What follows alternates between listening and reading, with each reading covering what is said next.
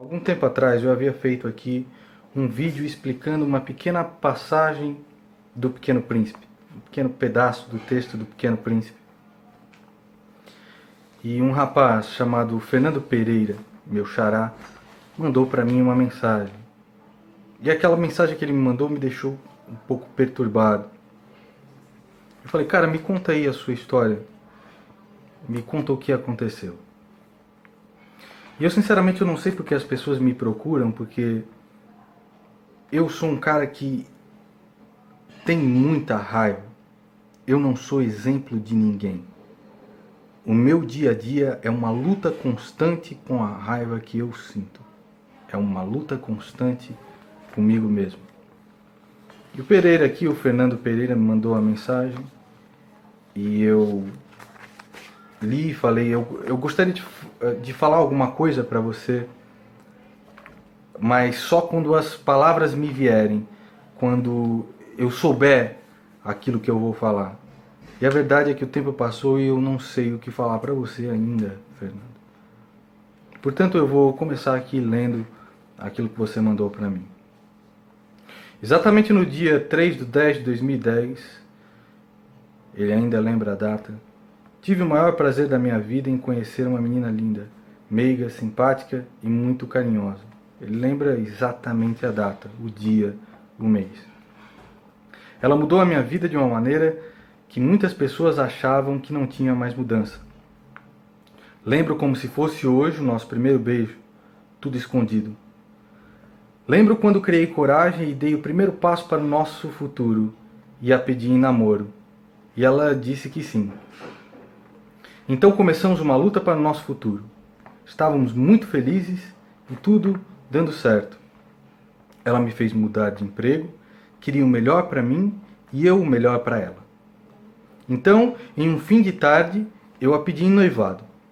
Nossa, foi lindo ver aquele sorriso em seu rosto tão meigo e doce. Então traçamos uma nova meta, que venha o casamento. Com muitas lutas e sempre na presença de Deus, construímos nossa tão sonhada casinha. Mobiliamos da maneira que ela queria, e o dia do casamento parecia não chegar. Mas então o grande dia chegou e estávamos casados. Logo após, tínhamos sonhos em ter o nosso baby, como ela mesma falava. Mas para os médicos era quase impossível, pois ela tinha endometriose e teria que passar por uma cirurgia. Então, com muita oração e pedidos para Deus, veio um teste positivo.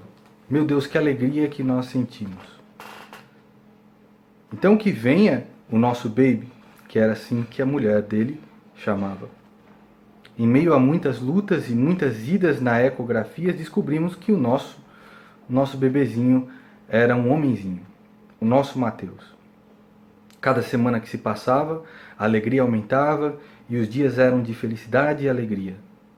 Mas então veio uma gripe e junto com ela uma tosse que não passava. Tratamos essa gripe, mas a tosse impertinente não parava. Íamos ao hospital e sempre diziam que era uma alergia e que não tinha necessidade de preocupação.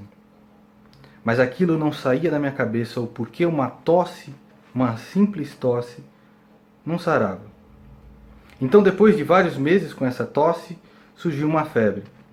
A minha preocupação se tornou uma angústia, uma dor no peito em pensar em perder o nosso tão sonhado bebezinho, que já estava com 5 meses e meio.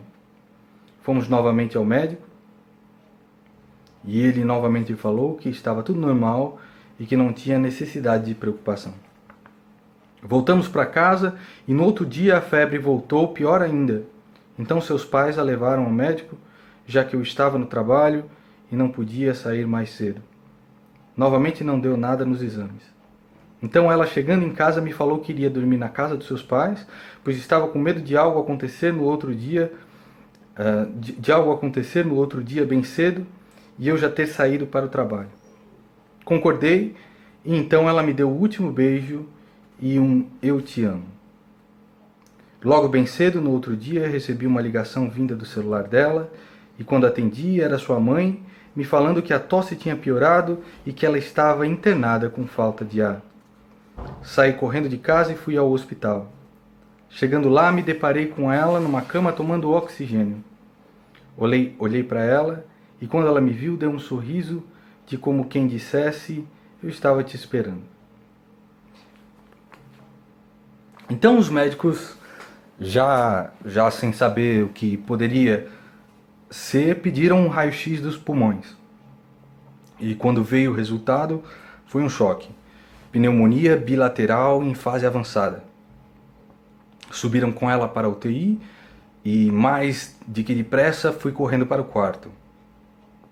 Chegando ao quarto, eu vendo ela com aquelas máscaras e com tanta dificuldade de respirar, eu comecei a chorar. Mas tinha que me manter forte, pois meu amor precisava de mim naquele momento. Com muita falta de ar, me disseram que iam entubar. Quando eu já mais tarde a vi entubada, era como se o meu peito fosse explodir. Mas mesmo assim conversava com Deus e não aceitava aquela situação. Mesmo sem minha vontade, fui para casa. Já era 19 horas e eu estava o dia todo sem comer e precisava tomar um banho, ligando de 5 em 5 minutos para o pai dela, que ia passar a noite com ela. Não me conformava, pois queria ela comigo. Então, já quase meia-noite, chegou a notícia que naquele momento eu tinha perdido a minha companheira e o meu tão sonhado Mateus. A dor que não existe explicação para essa perda, né? A dor que ele sentiu. Escrevo em lágrimas para que todos saibam e amem seus parceiros ou parceiras, filho ou filha. Não sabemos o dia que vamos sair dessa terra. Espero que essas palavras mudem o seu coração e que seu amor se renove a cada dia pela pessoa que você ama. De Fernando para meus amores eternos, Stephanie e Mateus. Ele me mandou essa carta. Fernando,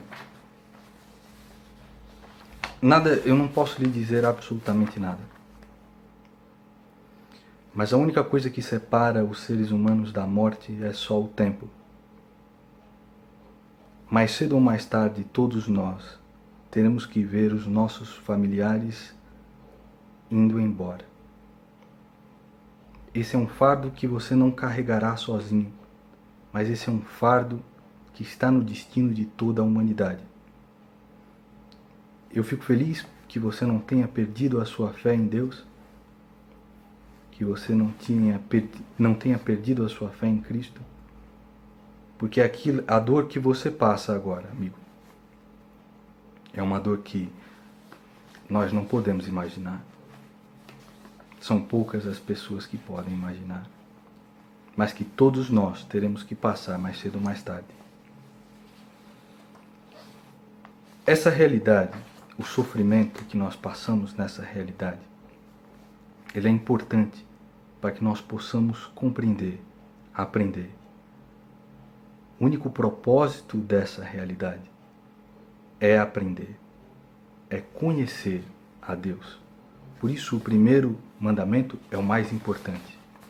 E é importante que nós saibamos que essa realidade não é absoluta,